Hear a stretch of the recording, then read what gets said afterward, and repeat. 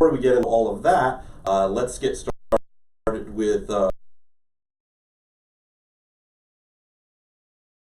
chief for the Lake Elsinore station.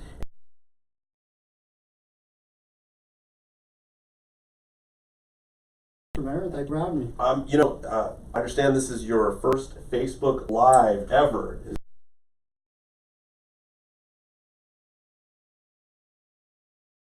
This is my debut. Well, seeing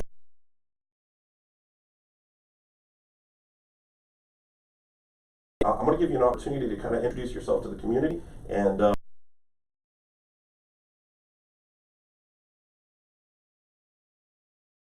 you do a real good job of it. Go ahead, take on. Well, good evening, ladies and gentlemen.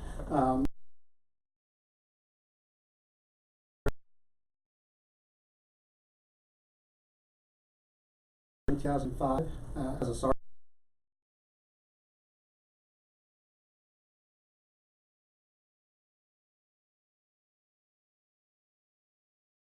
Homicide and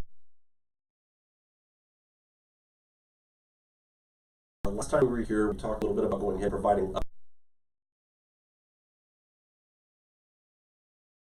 for an hour, which last time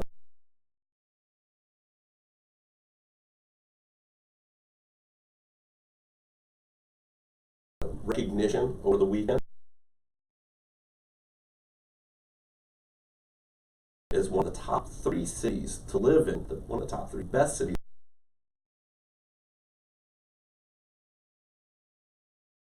First, Temecula, who ranked second, and then Lake Elsinore came in at number 3.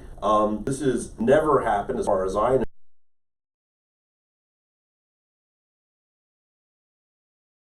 Lake Elsinore's never been ranked in that grouping, and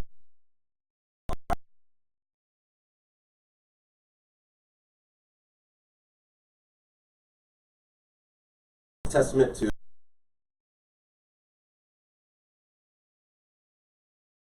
kudos to you guys.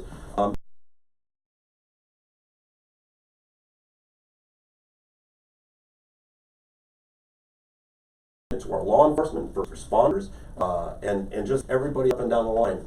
So very excited about that, very proud of that, and all I can really say beyond that is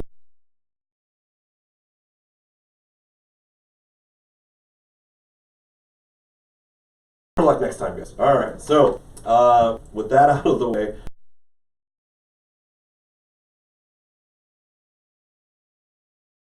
DC Lunch and Economic Update for Southwest California, which is led by Gene Wunderlich.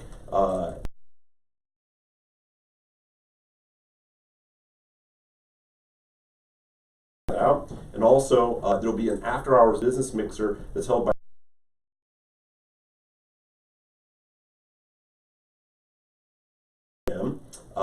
on Friday night, September 20th. There's a town hall meeting that's going to be held with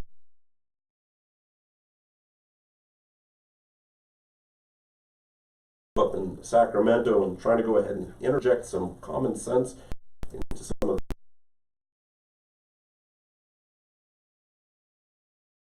the on Saturday.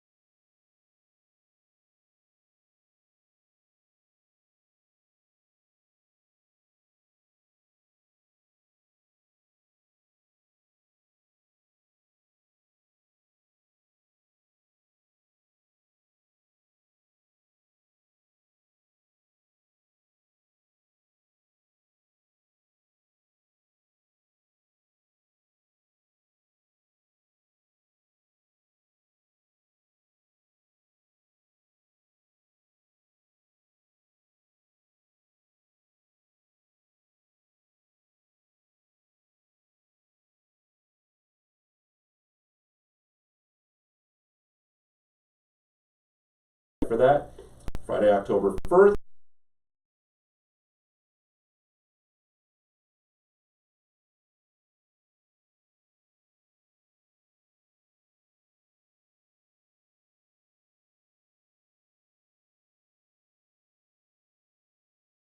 and one of the biggest mazes to date that's going to be there. So you guys, that'll be a lot of fun. I guess it's going to be over 10,000 square feet. Let's see here. On October 5th, there's going to be a household hazardous waste at the Public Works Yard from 9 a.m. to 2 p.m. And let's see here, the Lake Elsinore State of the City address will be held at the on October 10th at the Pins and Pockets, and you'll be format's going to be a great show. Tickets are available now. They're $75 per person, and we encourage folks to come out and enjoy the show. So those are the announcements, and I think what we're going to do now is move on to questions and answers. So first up, we've got Tyson Mrosek, which he asks, when are you going to install a permanent K-rail on Railroad Canyon? Okay. We just widened and resurfaced Railroad Canyon. The current plan right now does not call for a K-rail. That is something that we are monitoring and something that we're basically kind of paying attention to. One of the things that we did do when we did the resurfacing for the road there is on some of the curves, we went ahead and implemented a special technique to go ahead and create higher friction surfaces, which should help. We'll continue monitoring it. If we feel like K-rails are something that'll be helpful, then that's something that we may go ahead and get into. But as far as what's been going to be done to that road, it's already been done. So we ask residents to please drive safely. I have the police chief here. We may need some traffic education. You want to jump into that? Yeah, absolutely. When we look at the collisions that occurred within the city over the last fiscal year, we've had approximately a little over 600 collisions. Most of those collisions, probably 99% of them, were preventable. Primary collision factor is what caused the collision, and it's unsafe driving. Unsafe turning movement, unsafe speed for conditions, distraction. So I would encourage our residents and those driving through the city to continue to follow the speed limit. It also provides for the speed limit is there for reaction time as well. So if you're traveling down Railroad Canyon at 45 miles an hour and all of a sudden traffic is backing in up, you have the ability to, at that speed, to react appropriately, right? It usually takes about 1 second to identify the change in roadway conditions and then respond to it. But if you're traveling, what we see is 65, 70 down Railroad Canyon, and it's very problematic, and it can provide a hazardous situation when traffic is stopped for one of the traffic signals. So I would encourage all our motorists and visitors to follow the speed limit. They're posted there for the overall safety of motorists. And be mindful that our motor unit is out there enforcing traffic laws in all high traffic roadways within the city. I think the checking your emails or text messages is also a contributing factor to collisions that are over there. And I know that when we spoke about this before, actually, it wasn't you and me. It was I was talking to engineering about this. They study where the crashes happen along that roadway, especially when we're going through the resurfacing and kind of looking at the way that we could go ahead and change the road. And there really wasn't any one place that showed an abnormal number of collisions, or at least fatal collisions, or evidence of people going over the side of the road in one specific spot. So, that was part of the decision-making process when we went ahead and went through that. But I think all of that's great information.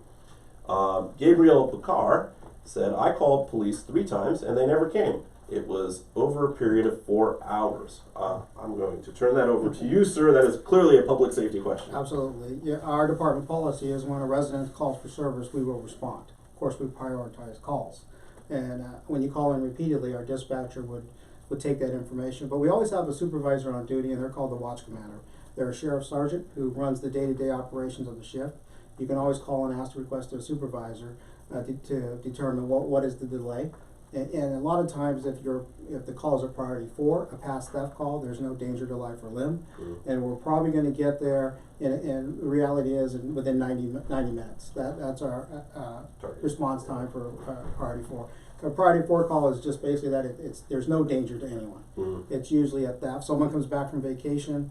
and they find out, their lawn furniture was stolen or they had a stolen vehicle, nobody's in danger. That's right. Okay, so if you repeated calls to their dispatch, always ask to speak to a supervisor. Supervisor will call you and let you know that we may be working another case.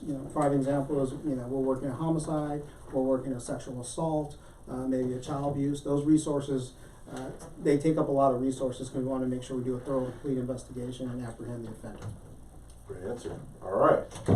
Let's see what we've got going on.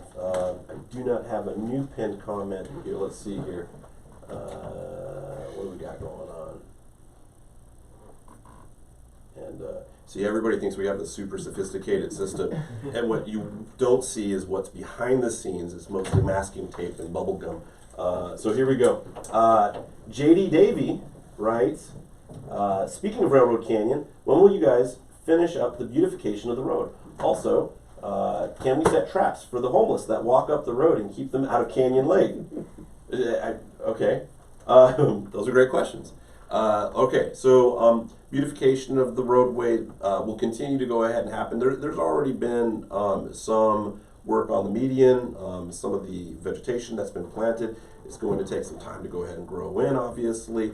So I think you've seen some efforts with respect to signage and pulling down the excessive signage that's been on the roadways. Credit to Councilman Sheridan for that. We're going to continue going ahead and working towards that. It's a step-by-step sort of process. In terms of setting traps for homeless people, I'm going and having flashes of like Looney Tunes where we dig a hole and we cover it with a blanket, and the homeless folks what. So here's the problem, and I'm sure the chief will go ahead and second this. People have the right to walk places, right? You know what I mean? If they're not breaking the law, we don't have a fashion police. If you look disheveled and you're not in the right place, you have to be breaking the law for for us to be able to go ahead and come in and take your liberties away. And arrest you for something, and that's always the challenge, right?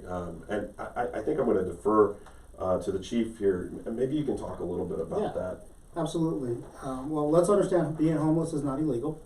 You have the same freedoms of movement like any other citizen or resident within our state or our nation. So, but how we are addressing homelessness is a multi-agency, multidisciplinary response. Okay, it's a public safety response. So we look at it as a zero tolerance enforcement and outreach. So we want to make sure our homeless individuals, members of that population, get their services they need, whether it's substance abuse, mental health, transitional housing. We have a collaborative with our county DPSS. The Sheriff's Department as a whole can respond a number of individuals to assist, and our nonprofits, and of course our city partners. Okay, so when we look at that, we're going to hold them accountable for their criminal conduct, whether it be they're committing a crime right then and there, or whether the judge has ordered a warrant for their arrest and ordered law enforcement to take them into custody and bring them before the magistrate. But at the same time, we're going to provide them with services. Whatever services that are available, we're going to provide it to them, we're going to offer to them. Now, they have the right to say no. A lot of times they do say no, so what happens is we probably contact a homeless individual maybe 75 to 80 times before they realize, hey, I need help. Yeah. And we're here, and once they accept those services, then a lot of social services and resources are brought in to help them with that transition and rehabilitation and eliminating their homeless situation. That's a phenomenal thing, and I think you've talked a lot about what we are already doing, because you are actively, these are the guys that are getting their hands dirty. We make policy and whatnot. I think part of the frustration for the policymakers here within the city is a lot of the tools are being taken away. It seems overall in the state of California there's been an overall movement to go ahead and soften certain laws that were important to taking people who had problems into custody. There's been relaxation of laws with respect to petty theft, and now the movement is largely to go ahead and provide safe spaces for folks who are homeless to be able to park a camper in front of somebody's house and not allow the city to go ahead and remove that problem.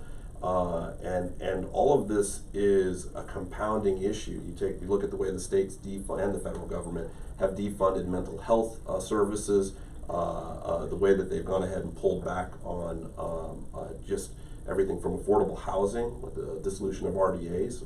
Billions of dollars in affordable housing funding is no longer there. It doesn't take much of an expert on any of these issues to recognize that when these policies have been put in place, especially over the past 5, 6, 7 years, that they're going to cause problems down the line. And I think we're seeing the result of that. A lot of people are blaming this on the housing problem, and that certainly is a component. It's not the only component. And the folks that are on the ground are largely complaining that we're throwing money at a problem in terms of housing, and those housing dollars are going to help basically people who don't want to be homeless, which those are the easiest people to help. Really, the hard part, what we're dealing with the most, aren't people who are down on their luck. These are people with real mental issues, either mental issues that were there before they were homeless, or mental issues that were caused by some of the drug use and some of the drugs that they've been using over time. That's my opinion on the issue, and I think a lot of experts agree with that. So, Prop 47 was a voter initiative. I would really love to go ahead and be able to go back to a time where that didn't exist. I'm sure the chief would love to go back to a time when that didn't exist. We can't override what the voters want. So, we're trying to go ahead and work in different ways to go ahead and hit this. And I think it's going to take a momentum shift in the state for us to be able to go ahead and address this. In the meantime, we've had some of the most aggressive enforcement possible on this issue. And I would say that if you look at our point in time homeless count and you take a look at just kind of the general conditions, things haven't gotten that much worse. If they have gotten worse at all, they might have gotten actually a little bit better. We're just doing a better job of going ahead and not allowing them to occupy places near the lake or occupy places under bridges and things of that nature. And so, that effort kind of pushes them out on the streets. That makes these folks look more visible. It also makes them more desperate to go ahead and steal and do other things. So this is going to be a constant fight, and it's something that we're going to be engaging in for a number of years. And hopefully we get a turnaround at the state. I think the state is starting. I think that folks up in Sacramento are starting to finally go ahead and see that maybe these policies are well-intended, compassionate, but not effective, and it's causing a generation of folks to become used to living on the streets and not recognize and not being able to imagine themselves living under a roof. And that is insane for most people. So let's move on to the next question. That's plenty of time on that. All right. Maria Vanderhoff writes, "Can we have a pedestrian sting set up at Terracotta and Lincoln, please? Too many people blow those flashing lights and run the risk of running over pedestrians. Very unsafe considering there is a park there." Okay. I think that's another public safety question. Yes, absolutely we can do that. We can rotate into our traffic unit and be mindful that, again, we as motorists have a responsibility to drive safely, follow the rules of the road, be respectful and considerate of our fellow motorists. So when you see inappropriate driving in front of schools and stuff, those are inherently dangerous and hazardous. So yes, we are approximately 44 square miles of a city, and what happens is when a resident calls in to complain about people running the lights, what happens, our traffic unit is notified and they put that on a rotation. So we do our best to hit as many schools as we can and the school zones for the safety of our students. But once again, I would remind our residents, we're third. We're third place to come and live, and we're safe because of our residents. That's right. Right? Because of our residents, because of our elected officials, our city staff, So if you want to continue on that path of success, then I would ask our residents to be mindful when they drive. But yes, we can put that on the rotation. I will let our traffic supervisor know. And for those dropping off and picking up their children, please drive safe, because we will issue a citation when we do these things. Yeah, so drive safe. That's the message here. All right, Rick Ruacho? I hope I'm not butchering your name there. "We need someone on Grape and Railroad Canyon ticketing people who block the intersection. Just today, I was on the way to Jersey Mike's, and 3 cars ran the red light and blocked the intersection." I concur. I mean, I travel road all the time, and it does get backed up. You know, we do intersect. You know, block. There's no blocking on the intersection.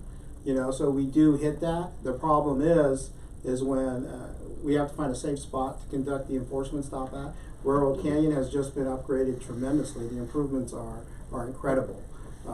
We do blocking intersection citations, so it's a problem. Again, I will appeal or ask our residents and motorists to follow the rules of the road and try not to block the intersection.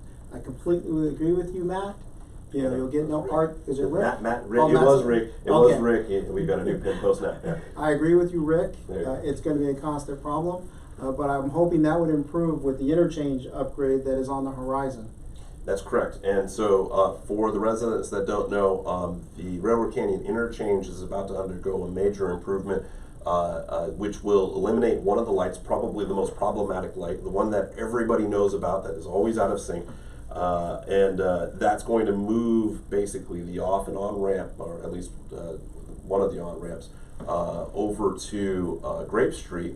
And by doing that, that'll allow for the flow of traffic to go ahead and work out better. I've never heard anybody really complain about the other lights. It'll also allow more queue space with respect to as far as cars lining up to go ahead and move into different places. We're going to be adding capacity in terms of lane widths and additional lanes. So it should be a better situation. That project is set to start in spring of 2020. That's what staff tells me. So that means probably fall of 2020. Because that's the speed of government working for you. They're working through some final issues that will get things moving along. But we're targeting spring of 2020 to go ahead and begin that project. When the project begins, everybody will complain about the closures that happen because of that, right? And so we're going to ask your patience while we go through that process. It'll be intermittent, and we'll of course go ahead and be setting up other ways and detours for folks to go ahead and make their way around. But we'll probably be going through a painful process for about 2 years while that thing's under construction. So again, the best solution to these problems is for the residents to essentially participate and realize, hey, I shouldn't be blocking that intersection, because the intersection works a heck of a lot better when that doesn't happen. So please observe that. All right, Matt, Chris, everyone seems to think crime is up in Canyon Hills. Chief, can you clarify if there is a true spike in crime in the area or just people creating rumors? I don't see a spike in crime. I get weekly crime report maps and crime reports where the calls or service are. The big issue in Canyon Hills, a lot of it is there's vehicle burglaries, vehicle thefts, shoplifting in the shopping center, but no major crimes against persons. I know there was 5 vehicles where items were stolen out of, and the common denominator was the fact that all 5 vehicles, the registered owner admitted that he left the vehicle unlocked, and he left personal items in plain view.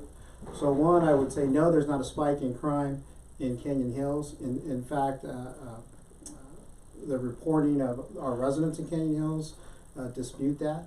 I would say there is the average traffic issues because we do have our residents speeding. I would say do not leave your personal belongings in your car in plain view. Use the trunk, put it on the floorboard, and most importantly, I would encourage not only the residents in Canyon Hills, but the residents throughout our city to lock their cars. I have to say, and I'm going to ask this question. I've never asked this question before, because, but I have talked to the police before Facebook was kind of a big thing, and I'm going to imagine that the police have seen this for years. Like they're used to it because they saw all the calls that came in. They responded to all the calls that came in. And I remember some of the police officers, you know, when you do your ride along, or you know, when you go out and you're trying to go ahead and kind of wrap your head around how the policing goes when you're newly elected. These guys would tell you, you know what I mean? You'd be amazed at what you see or how much you see. Social media has changed the game. Now, every time somebody gets hit, they're on Facebook going ahead and saying, I got robbed, I got stuff stolen out of my car, you know, I have the person on my camera knocking on my door and they're suspicious looking. We've got all these cameras everywhere now. So the awareness is just way up here, right? It's no longer just, you know, a couple of things here and there we hear about in the newspaper. It is everything. We're getting what the police, most of what the police probably already saw. And so you have to gauge a spike in crime based on statistics. I like to look at the FBI crime statistics that are verified and kind of take a look at what's been going on from year to year. I know just a few years ago we saw a 20% dip in crime in our region. That's a testament to what the Sheriff's Department has been doing in our area for years. I do know that homelessness is on the rise and there's issues that are related to that. But for the most part, as far as violent crimes go, as far as some of the other petty crimes go, it's been pretty well managed. It could be better. It could always be better, and we want to continue moving in that direction. But I think a lot of this has to do with the awareness, which isn't a bad thing either. It's a good thing. And I see communities coming together to try to go ahead and self-police, and businesses starting to go ahead and hire security guards. We're pushing back as a community to go ahead and prevent us from becoming worse. And so I think I see this all as a good thing so far. Obviously, we want to always try to go ahead and strive to do better. So that was a great question. Thank you. Rosa Garcia Rizo writes, the Machado Park has a lot of student-parent traffic before and after school. There is always a lot of homeless or drug activities going on. There is also currently a lot of graffiti all over the area. How can we have more police presence to make the area safer for our kids and families? Well, in regards to graffiti, I would want to report it. Call our non-emergency number, because the graffiti, depending on the graffiti, that tells us volumes. Whether it's just a tagging group or whether it's a criminal street gang, we like to know those things, and also we will work with the city in cleaning up that graffiti. For the individuals who are using narcotics in the park, absolutely, please call our non-emergency number at 951-776-1099. Report it, because the reality is this: we can't be on every street throughout the city. Right. But when you call, we're gonna come. Okay. Now, one of the questions was they called 4 times and didn't come. You need to give us a call and ask to speak to the watch commander so we can explain what priority 1 life-threatening call we're working on and why there's a delay. But someone should always respond to your call for service. When you believe you see criminal activity or suspicious activity, give us a call. We could have a deputy crossing, going down Machado, and the dispatcher could broadcast that call or come up on their tablet, and they can just swing by and look at that, check the park real quick before they go to their next call, as long as it's not a priority call. But it's incumbent of our residents to keep an eye on our neighborhoods and call and report suspicious and criminal activity so we can respond to it. Absolutely. All right, Pan Pressure. Is there any news on getting our own police department? Thank you for doing this. Okay. Well, we did have a discussion about this at our last council meeting. I think it was the last council meeting, where we discussed the idea of going ahead and looking into a feasibility study. The majority of the council decided that at least now is not the right time for that. So at this time, I would say that we're probably not moving in that direction. There is a JPA study, feasibility study that's out there, and a peer review that's happening with that. It's just something that is probably not on the horizon for the near future, but something we are going ahead and considering and is being worked on in the background. I want to go ahead and say something. We got the chief here and whatnot.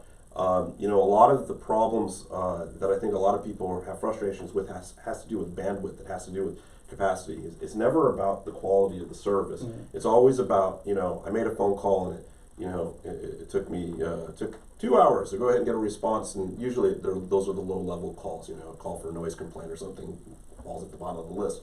Whereas maybe armed burglary, is going to go ahead and get an active response.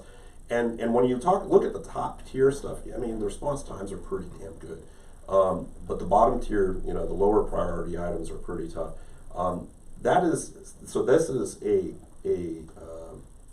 This is what I would call a policy decision. And what I don't want to do is I don't want to scapegoat the sheriff's department as not doing their job. They're doing a phenomenal job. They really do. It's our fault as a city not hiring enough police officers. And of course we have to go ahead and prioritize lots of different things. So we're looking at the costs that are associated with contracting with the sheriff versus maybe going with a JPA. if you want my opinion, I don't think the JPA is probably going to work out because it's hard to go ahead and get 9 cities to agree on anything, much less a big thing like a police force, right? And I don't think that we're going to see much difference in terms of cost as far as a regional police force, a municipal police force. I have no idea what the cost would be associated with that, and that would be the reason for a feasibility study. But again, it's not something that's in the purview of the majority of the council, so it's not moving in that direction. All right, so that's enough on that. Vesu writes, who's living in the old military pink house on Grand? If you're referring to the military academy. So in that situation there, you have the military academy, that's the old military academy on Grand, which has been vacant for a long number of years. It is not habitable, but they're probably referring to a camper that's probably on site, and that is your security. That is the owner of that property has decided to hire a security team in order to try to prevent vandalism, try to prevent folks breaking in, and hopefully prevent the thing from burning down before it can be salvaged.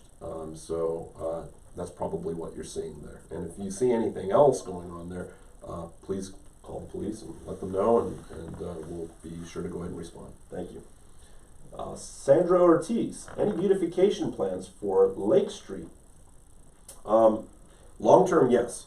Overall, what we have is a situation where a developer has specific plans on both sides of Lake Street, and when you have a large development, the way that master planner does, we attach to their approvals conditions of approval, and part of those conditions of approval include an improvement of Lake Street, both in width as well as finalization of things like sidewalks and ultimate improvements is what we call it.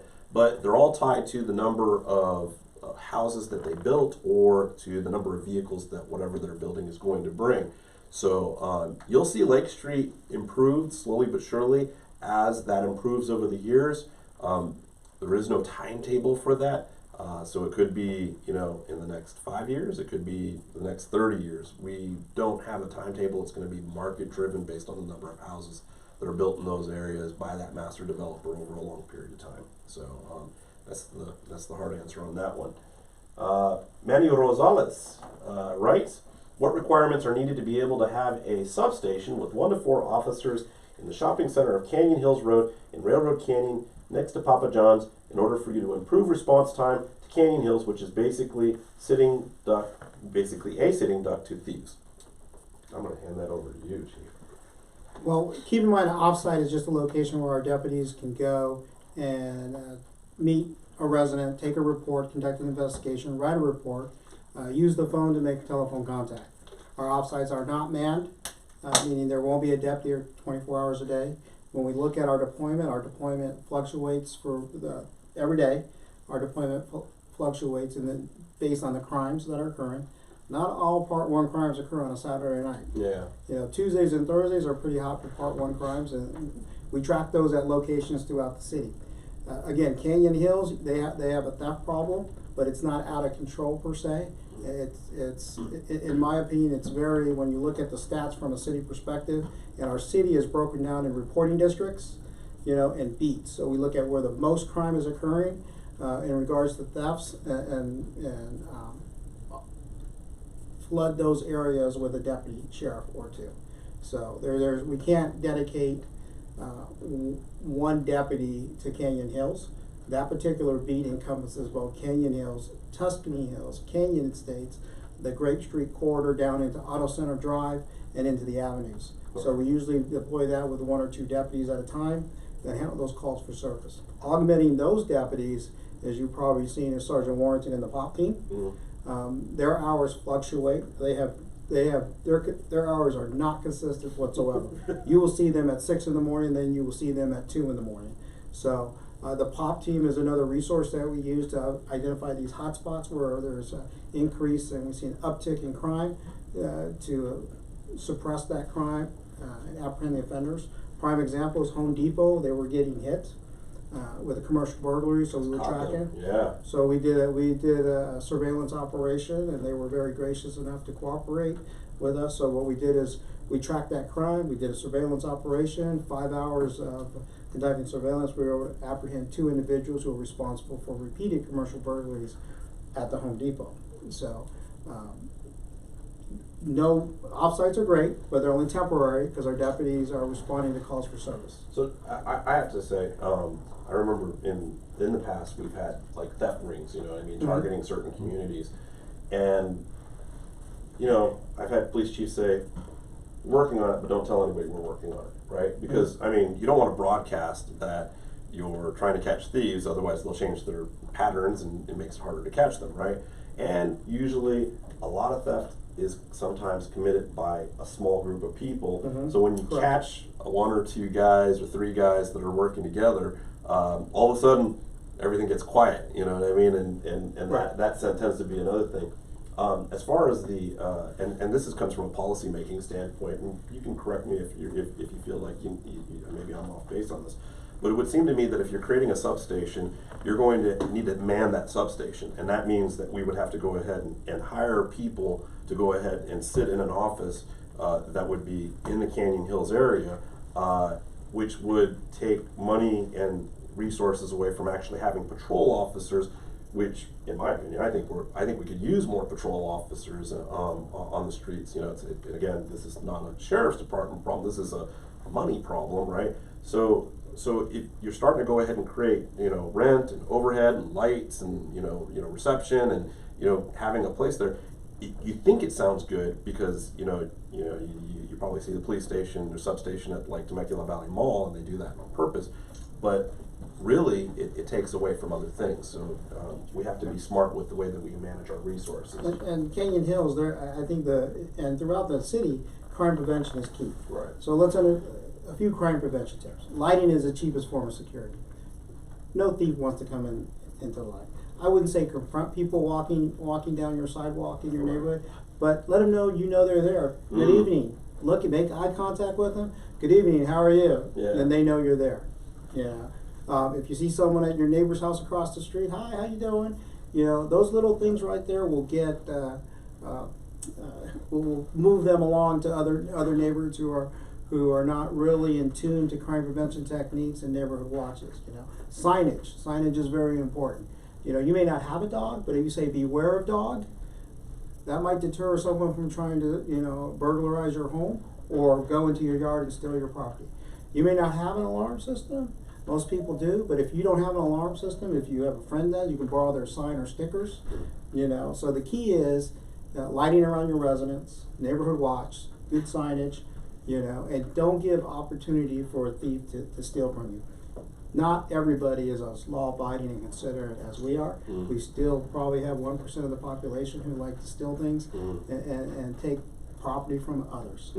So we do our best to apprehend those thieves and hold them accountable. The mentality of those guys is crazy to me. Absolutely. Because I mean, if you leave your bike on the front yard and don't close your garage door, the thought process for them is, well, that's your fault. You know what I mean, for leaving it out there. You know what I mean? You left that out there for me to go ahead and take from you. And it's just for good people, law-abiding people, it just doesn't make sense. But because sometimes these guys have a need.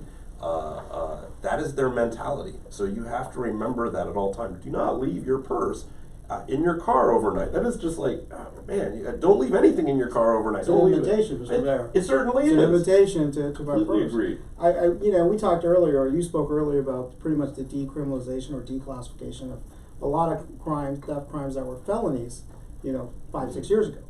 So with that being said, I get a lot of calls on how come the deputy took no action. Right?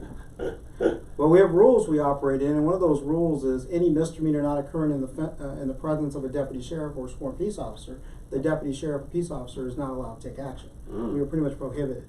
So what we do is we turn to our residents and say, would you like to press charges? And what you do is you sign a private person's arrest that you're willing to press charges of the theft of your bicycle, the theft of your purse. If your vehicle is unlocked, then it's a misdemeanor theft. If your vehicle is locked, then it's a vehicle burglary. Okay. Still a misdemeanor, but it's just a different classification. But I ask our residents, stand with our deputies, let these people who come in our communities to steal, that we're not going to tolerate that. Our deputies will be taking that, accepting your arrest if it falls within the elements of the crime, and at my direction and encouragement, that they are to take them to one or two places. Yeah. Take them to the station, and so I release them as a second choice. But the primary choice is let's take them to jail and book them in the jail where they'll spend anywhere from 4 to 6 hours going through the booking process. So if you're a victim of a misdemeanor theft or a misdemeanor crime outside the presence of a deputy sheriff, I would encourage our residents to stand with us, place them under private person's arrest, and hold them accountable with the criminal justice system. Just great advice. All right. Antoinetta Vargas. What can be done about the racing and burnouts going on at Machado and Lincoln in the evening and nighttime? One, I would encourage you to continue to call, let us know we have some street racing activity going on. We have a street racing task force, a team that's countywide. We are part of that, so sometimes you'll see 15 deputies rolling through the city as we're looking for street racing. I know that's a problem area, but continue to call us. We've had some success over there at Lincoln and Machado. Just a real brief background on these reckless drivers or street racing. They show up, they do their quarter mile, their donuts, and they leave. Yeah. So if you hear that, call us on that. Give us a call. Let us know about it.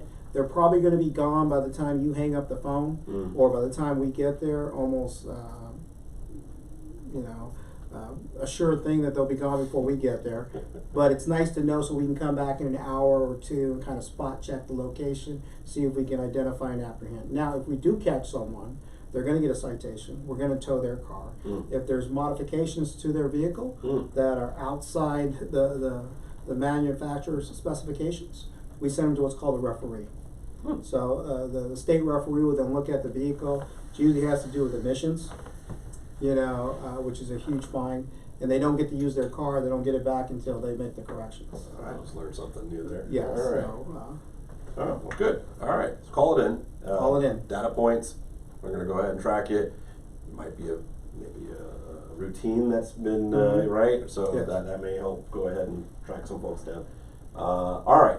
Kara Joel Walrath writes, what can we do about constant speeding on Alvarado Street and no sidewalks for all the kids that walk to and from school? Oh, that sounds like one part you, one part me. Yes. Now that I'm aware of it, I'll let our traffic unit aware of it, so we continue to put that on our rotation for the schools. Just on a side note, we have hit schools, and I've received complaints from parents on why we're doing enforcement in schools, having to explain to them that it's for the safety. It's for our children's safety in the community. And that should be a priority. If I'm not mistaken, Alvarado encroaches out into the county, and it's a county responsibility. Didn't mean to. No, that's okay. That's okay. No, that was great information, because that's where I was going with it next. The city has certain boundaries. I like to tell people I turn back into a pumpkin once I cross the city border. I'm no longer a mayor. I have no authority, absolutely no power, and people stop recognizing me. As a matter of fact, it's kind of a insulting thing. You think people recognize you until you go to like Marietta, and then nobody bothers you anymore. Anyways, the point is that no authority to go ahead and put sidewalks on Alvarado. Although maybe someday we'll annex the area, and this is something that we can put into a larger plan, which is something that the people of Lakeland Village would have to go ahead and come forward with. It's not something that the city would impose on them, and that's a whole other discussion. So thank you for the question. We've got Edgar Hall, and Edgar Hall writes, do your officers make routine patrols during the late night and early morning hours in the Summerlee community? If not, would it be possible to do so? It seems like these are the times that car break-ins are occurring. The golden hours. Golden hours. I think is it 3 a.m. to 5 a.m., correct? Correct. It's a shopping time period. Yes. I would say, yes, we do patrol all the neighborhoods. I can't sit here and say definitively that we go in, our deputies go in there every night to Summerlee as well. I can't say with the other communities. When we're patrolling, we're handling calls for service. If you're calling us, if you see suspicious activity at 2 o'clock in the morning, please give us a call.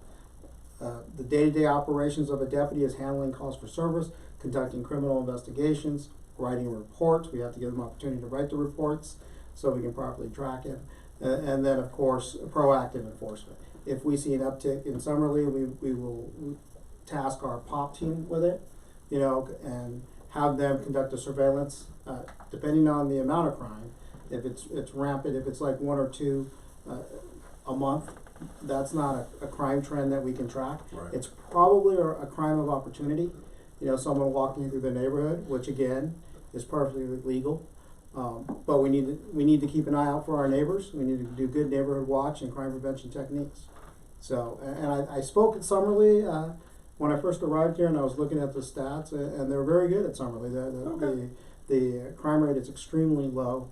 And like as a Summerlee resident, I kind of told the residents there, your neighborhood's kind of boring when it comes to criminal activity.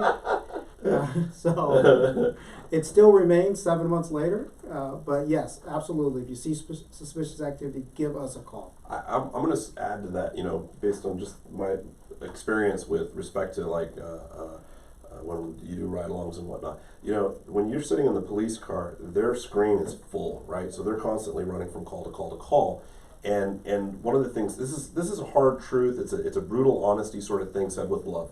The police are not like a replacement for security, right? They're not security guards. We have to tell folks this all the time, especially in our commercial centers. You know, if you're getting hit over and over and over again, it might be time for you to go ahead and hire a security guard. So with HOAs, this is a brilliant opportunity to be able to go ahead and pool resources to be able to go ahead and hire somebody with with eyes on the problem. And you may find yourself in you know, you get the results that you're looking for at that point. There's a couple of other ideas. I haven't really brought them out to staff yet.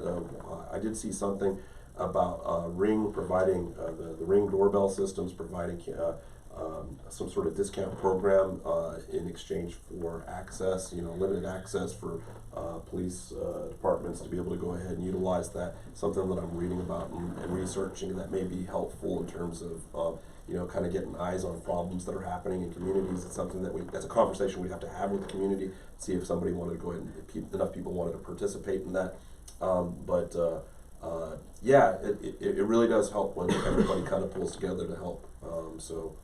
Yeah, it's good news. I didn't know Summerlin was so safe. That's good. Butch Aguasanda writes, and I'm sorry, Butch, if I killed your name there. I am doing the best that I can. Can you guys start a bait car program to catch those thieves? Actually, we do. We do have a bait car program, and it has two designs. One for just petty thefts, and then one is for auto theft. So we do that program intermittently throughout the year, not only at Lake Elsinore, but throughout all our 11 patrol stations.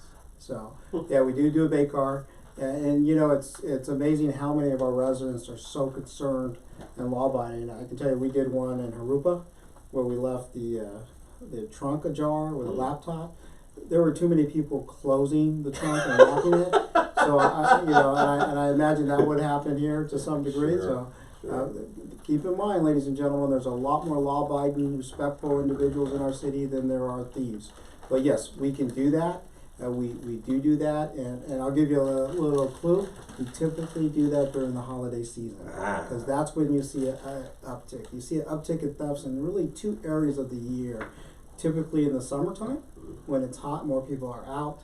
The sun is setting later, so that gives more daylight and more time and opportunity for our thieves to come out. And then you'll see an uptick in thefts right after Thanksgiving. Mm-hmm. So please keep that in mind. When you're out there shopping, cover your packages, put them in your trunk, conceal them, because the first step is looking in your vehicle. The second step is pulling on the door handle. The third step is breaking a window. Yep. Just to get that Christmas gift. So hide your purchases in the trunk. But yes, we can do that. Great advice. Yeah, good response. All right, so question from Twitter. Thoughts on firefighters armed with guns? I don't think the firefighters would do that. It is a totally different training program. I'm pretty sure. You want to take a stab at that one? Well, they're firefighters, and they have a law enforcement component with arson, sworn peace officer, arson investigators. That's true. Those individuals are armed, but it's problematic and hazardous for firefighters because they go into dangerous situations.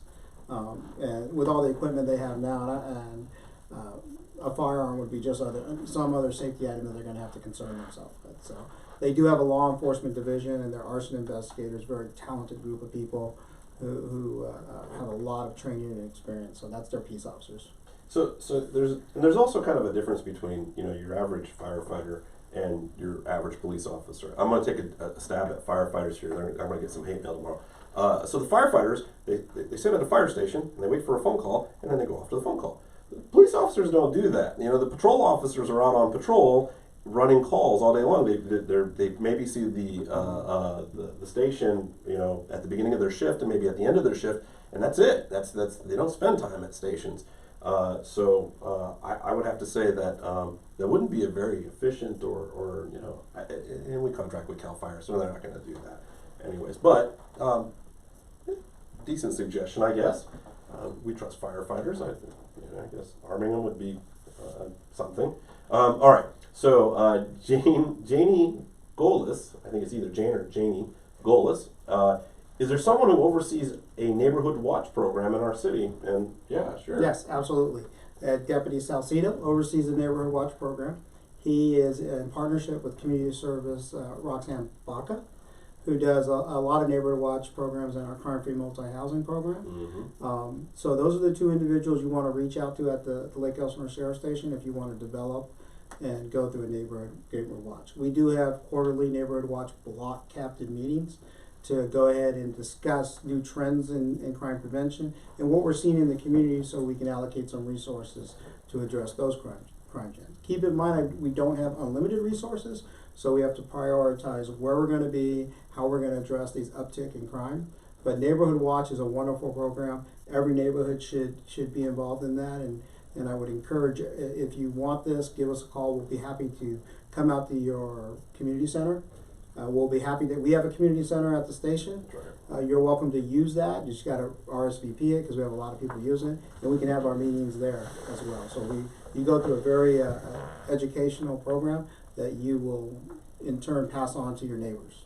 That's great. Great answer. So Shaq Ushek, and this is a question for you, Chief. Are you guys hiring for police officers? I'm a military vet. First off, thank you for your service. Yes, thank you for your service. I'm a military brat. My dad was in the Air Force for 28 years and did civil service after that for them for another 15 years.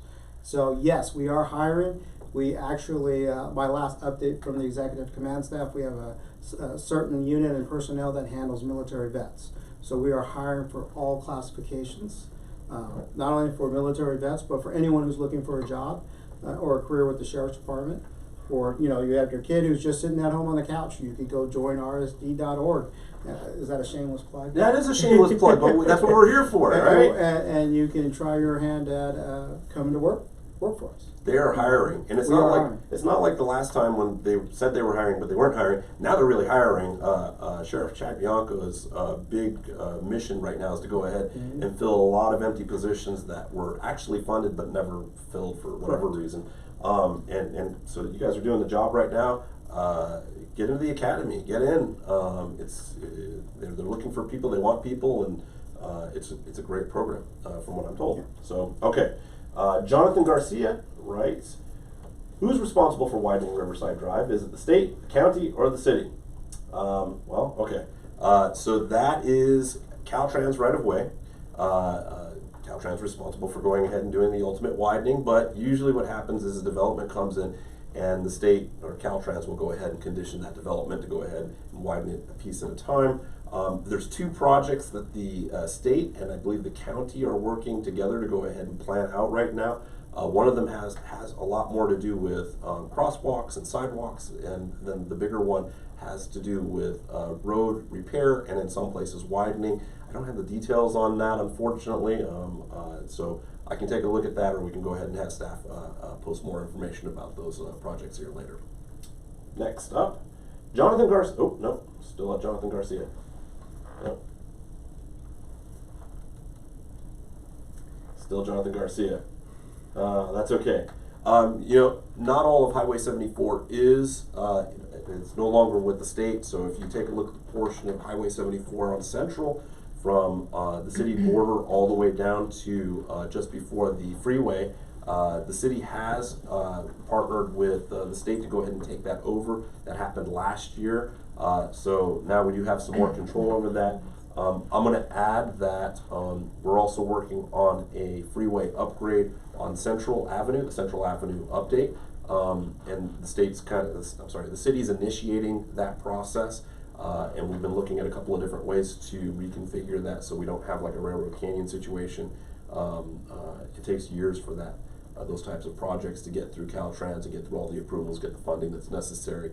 And the Central Avenue interchange is going to be especially difficult because you have kind of the same situation where you have a bunch of side roads that are right in line, not a lot of queue space, and as the capacity grows, it's going to end up getting worse and worse. So we're looking at ways of going ahead and getting ahead of that. That is your city government working on your behalf, trying to go ahead and get ahead of those problems.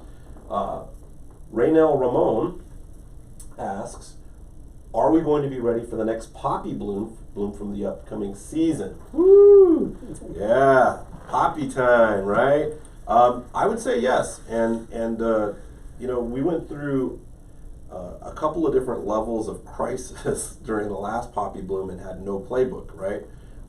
And we learned a lot from that experience.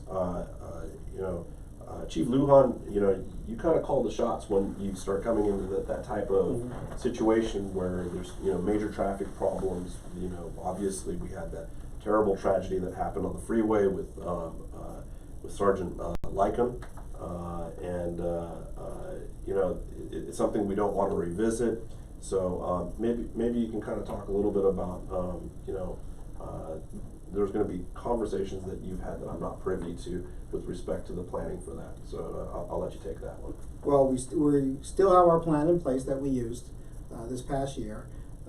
What we identified as a team, and when I say a team, we have city staff, our elected officials, our partners at Caltrans, CAL FIRE, CHP, Supervisor Jeffrey's office, flood control, and county parks. So the problem we have with where the super blooms are occurring is it's on Lake Street and Walker Canyon, which has basically two ways in, I-15 and Lake Street. So we have to manage those. That plan is still going to it's going to be in effect because that's the best plan we have for that location, right? Right. So we're going to do our best to manage the traffic, both vehicular and pedestrian. But if it comes to an area where so many people are coming to visit, then we can engage our maybe plan B and get back into shuttles using the Warner Mine parking area if permitted. So it's just going to be, it's very fluid. Right. It's going to be very fluid, and we're going to have to adjust. We have the resources available to us both from the Riverside County Sheriff's Department. I know we were able to assemble 40 deputies per weekend for that, and those deputies came from throughout all our various patrol stations. CHP, God bless them, they were a wonderful partner. Caltrans, their Riverside County, San Bernardino County director or department head that covers all of that showed up and was providing invaluable service and working on the freeways, and of course CAL FIRE and all our other partners in the county and state. So we will keep that same plan because that plan was most effective. I know we created some inconvenience for some of our residents, more specifically the ones who reside in Albert Hill. We appreciate your patience and thank you for that. It's a minor inconvenience going around the lake or going through the city, but once again, we're gearing toward the overall public safety of both the motorists who are coming and going, and we have pedestrian. Really, we were overwhelmed with pedestrians on Lake Street, and really there's not much you can do but just manage it and make sure those pedestrians are safe, because we have pedestrians on Lake Street, we have pedestrians walking down Temescal Canyon, and please do not walk on the freeway. They were walking on the freeway. Crossing the freeway, they brought their kids and their animals. It was absolutely insane. I think that was a lot of what happened there. Completely overwhelmed the resources that the city had on staff. And so there was one weekend we were trying to go ahead and just deal with it ourselves, and it wasn't working, right? So you had to bring in the county, you had to bring in other resources. There were a couple of things that happened last year that were very unique, okay? you had this 7 to 9 year drought period, which kills off all the native grasses that are non-native grasses that are in the area, and then kind of a moderate rain that happened in 2016, 2017, and then of course the rain that happened early this year, excuse me, or over the last year. We had a really heavy rain season, which when we get enough rain, we do get the poppy blooms, and they're usually pretty moderate. But this year, the combination of that dry period plus the heavy rains created just a spectacular show, and I have never seen anything quite like that. I grew up in Lake Elsinore. I've never seen anything like that in 33 years. We have never had that type of traffic that's come as a result of it. There's been good rain years in the past where it caused a little bit of slowing on the freeway, where people were kind of rubbernecking while they're going by, and they were looking at it, and that caused some slowing. There was never people stopped on the side of the freeway. There was never deadlocked traffic, or people that had backed all the way up onto the freeway for hours, for the entire day. It was absolutely amazing what happened, and very, very unique. So when you plan for these things, you do plan for the worst, and we do have that playbook. But at the same time, reality is that even if we do get a really good rain, you're probably not going to see the same type of bloom that we had before. And even if we do get the same type of bloom that we might have seen before, you're probably not going to have the social media attention and then the media attention that we had from years in the past. Hopefully we don't have just an amazing, overwhelming spot. But if we do, we're ready, and we'll deal with it. And it will cause an inconvenience, and we will be communicating with you folks as much as humanly possible when things like road closures or detours are going to be happening, which is probably the worst of what we have. Long term, there's a connecting road that will come through. Lincoln will connect all the way through to Mescal Canyon Road, and Nichols Road will connect across from there in kind of a grid system. So that may create that relief valve that we need, but that road probably won't be on the books for another 5 to 7 years. That is another project that is going to be timed with the development of houses in that area on the north end of the lake. Okay. This is the last question. Yay! Oh, wow, no. Maybe you guys aren't happy. All right, we've gotten through another one of these here. Scott Rux, if you have a problem in your neighborhoods, whether it's a minor break-in or not, you need to call and complain about it so they can track how many phone calls they're getting in your neighborhood. That will put more officers in your area. Correct me if I'm wrong, Chief.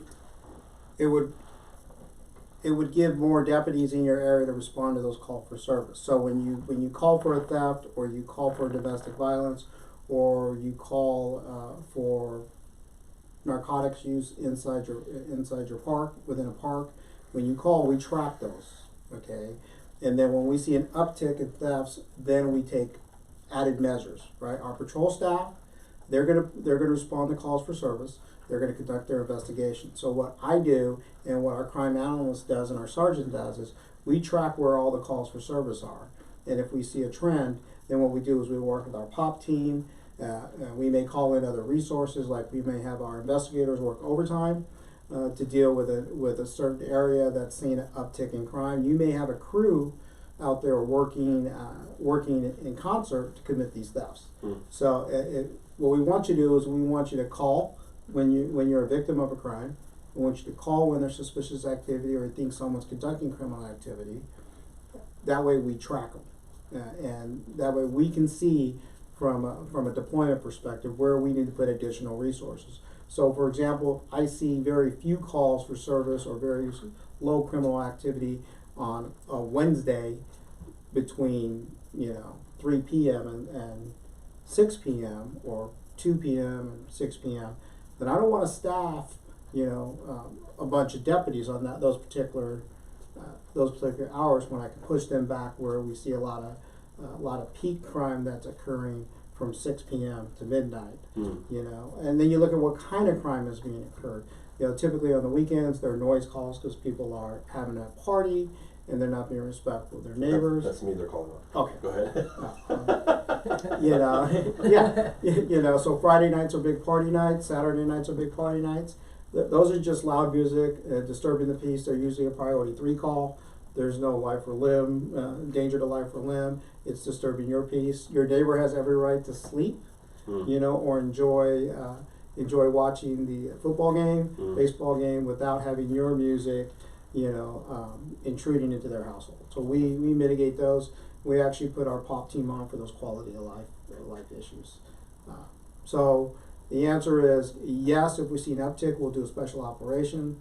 If you call for service, you're going to get a deputy sheriff out there to conduct the investigation, or at least do an area check for you. But we can't sit there and say if you call more, we're going to put more deputies in your neighborhood. It just doesn't work that way. We're tracking the type of crime, the severity of the crime, and where we need to focus our specialized units to combat that. Yeah, and I think most people know that, you know, I'm online all the time responding to questions. I get a lot of private messages, I get a lot of emails, or I get, you know, whatever. And it seems like it's kind of crazy because everybody wants more patrols in their area, right? Well, when everybody wants more patrols in the area, you can't put patrols everywhere, more patrols anywhere without increasing the size of your force, right? So, you know, so I go to the chief and I'm all like, hey, you know, Canyon Hills is looking for more patrols, and so is Tuscany, and so is downtown, and so is, and he's like, great, I'd love to go ahead and put them there. Well, I need help. Okay, well, I know what I need to work on. So there's going to be more communication as far as that goes with the public here, and some solutions here in the next year or so, and we are aware of that, and we're working on it. So, but that is the last question of the evening. I want to thank everybody for joining us tonight. I want to especially go ahead and thank Chief Michael Lujan for coming out and braving doing his first Facebook Live. And so you weren't just on Facebook, you were also on Twitter and also on YouTube. All right, how about that? I want to go ahead and thank our staff for putting this together with the bubble gum and masking tape. Really do appreciate you guys and everything that you do, and big thank you to the residents. So thanks for tuning in. Good night.